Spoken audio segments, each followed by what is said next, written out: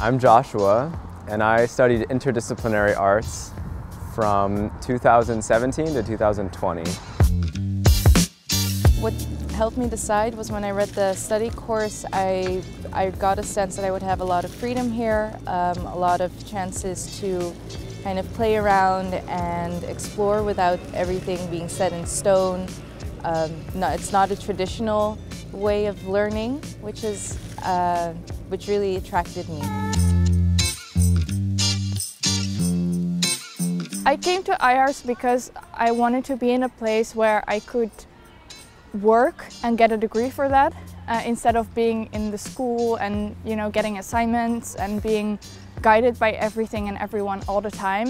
What I really loved from the program was what I was able to learn as far as how to take an idea or an observation and actually transform it through a methodological process into some form that could actually be experienced by other people, whether it's an event or a collective, a group of people, an installation or an art piece.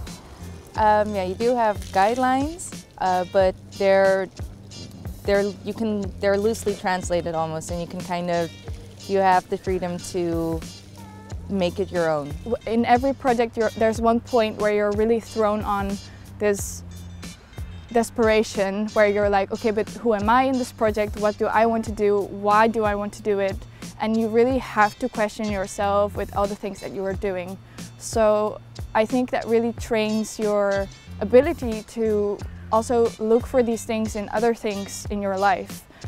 To always look at your life and be critical and be like, okay, what do I want to do next? How can I make sure that whatever I do next is beneficial for both society and myself?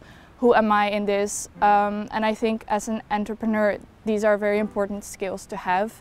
And I think iArts attracts people who already have this entrepreneurial attitude, but I also think it trains that further.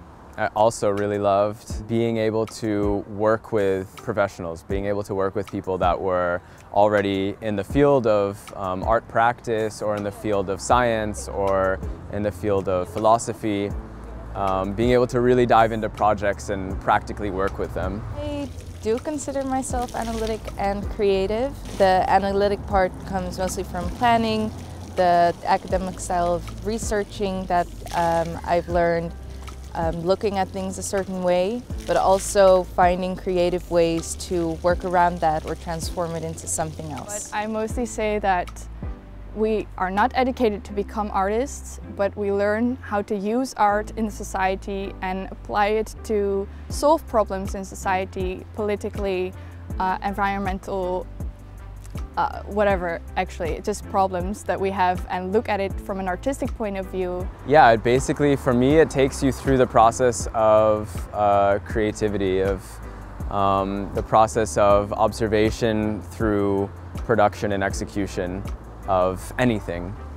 I consider myself an aspiring artist, but I feel that the definition of artist is still open for my own interpretation. When I look at the world right now, there's things that I don't agree with. I see things, I make connections between things that are happening and things that I think can improve or need to go differently. So we can call it a problem, we can also call it room to grow for the world. I think it's just how you want to look at it. And no, I don't find it depressing to work on those things, because I think with every step that you can make the world a bit more beautiful, and I don't see the depression in that.